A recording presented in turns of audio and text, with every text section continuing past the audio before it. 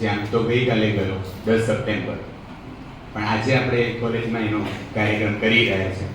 તો આજના કાર્યક્રમમાં ઉપસ્થિત સંસ્થાના ઇન્ચાર્જ આચાર્ય શ્રી ડૉક્ટર કલ્પેશભાઈ ટંડેલ સાહેબ, અધ્યાપક મિત્રો અને આપ સર્વે પ્રશિક્ષણાર્થી ભાઈઓ અને બહેનો, પહેલા તો હું મારા એક પ્રશ્નથી જ આપને બધાને શરૂઆત કરું છું.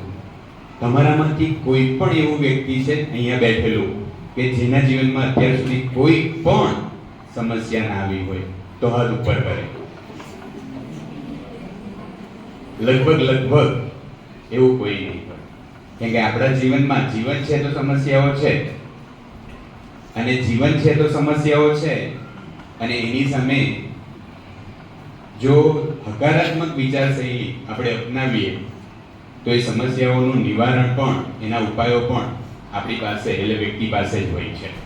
તો મિત્રો, વિશ્વમાં 10મી સપ્ટેમ્બરને વિશ્વ આત્મહત્યા નિવારણ દિવસ તરીકે વિશ્વના તમામ દેશોએ આ દિવસને કાર્યક્રમ કરવાનું નક્કી કરવામાં આવ્યું છે.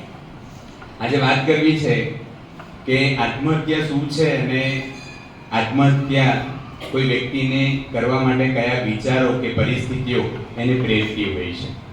આજે આપણે જોઈ રહ્યા છે કે વિશ્વમાં અને ભારતમાં અને ગુજરાતમાં પણ આત્મહત્યાનું પ્રમાણ દિવસે ને દિવસે વધી રહ્યું છે. હવે નાના બાળકોમાં પણ આત્મહત્યાનું પ્રમાણ વધી રહ્યું છે, યુવાનોમાં તો વધી જ રહ્યું છે. તો આની પાછળના કારણો કયા, એના ઉપાયો શું, એની મારે 10 મિનિટમાં આપની સમક્ષ વાત કરવાની છે. ખૂબ જ સંવેદનશીલ પરંતુ જરૂરી એવા વિષય પર મારા વિચારો વ્યક્ત કરવા માંગુ છું, અને તે છે આત્મહત્યા નિવારણ દિવસ.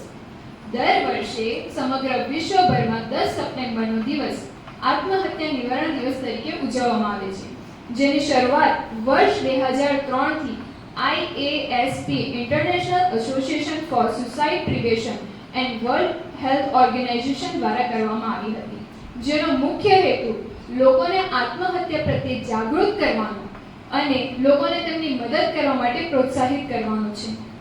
આપણે અવારનવાર દરરોજ જ લગભગ સમાચાર પત્રો છે, ટીવી ન્યૂઝ ચેનલ છે, સોશિયલ મીડિયા પર આત્મહત્યાના અનેકો કિસ્સા સાંભળતા હોઈએ છીએ. વર્લ્ડ હેલ્થ ઓર્ગેનાઇઝેશન દ્વારા કરવામાં આવેલા એક સર્વે મુજબ લગભગ દર વર્ષે 8 લાખથી વધુ લોકો આત્મહત્યા કરે છે, અને દર 40 સેકન્ડે એક વ્યક્તિ પોતાનો જીવ આત્મહત્યા દ્વારા ગુમાવે છે. એટલે તમે વિચાર કરી જુઓ કે જેવું મારું વક્તવ્ય પતશે તેટલામાં કેટલા લોકોએ પોતાનો જીવ આત્મહત્યા દ્વારા ગુમાવ્યો હશે. કારણ ભલે ગમે તે હોય, પરંતુ તેનો હલ આત્મહત્યા તો ન જ હોવો જોઈએ.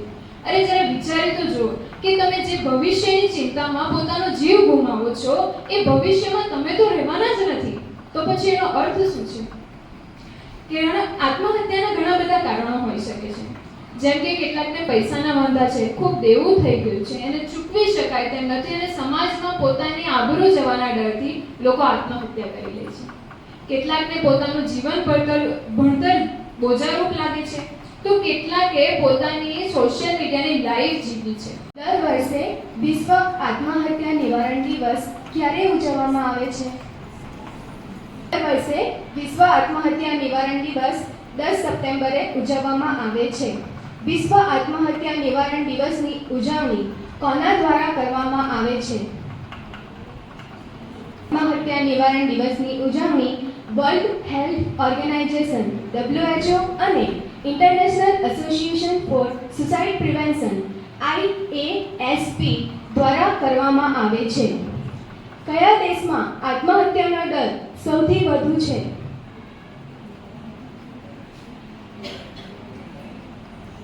દેશમાં આત્મહત્યાનો દર સૌથી વધુ છે. ભારતમાં આત્મહત્યા નિવારણ માટે કઈ હેલ્પલાઇન સેવા ઉપલબ્ધ છે?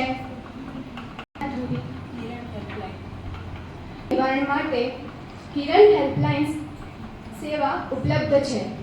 આત્મહત્યા વિષયક વક્તવ્ય રજૂ કરવા બદલ આપણા સહતાલીમાર્થી મિત્ર પટેલ વૃત્તિ આપનો ખૂબ ખૂબ આભાર. ક્વિઝ દ્વારા અમારા જ્ઞાનમાં વધારો કરવા બદલ આપણા સહતાલીમાર્થી મિત્ર પટેલ ખ્યાતિ આપનો ખૂબ ખૂબ આભાર.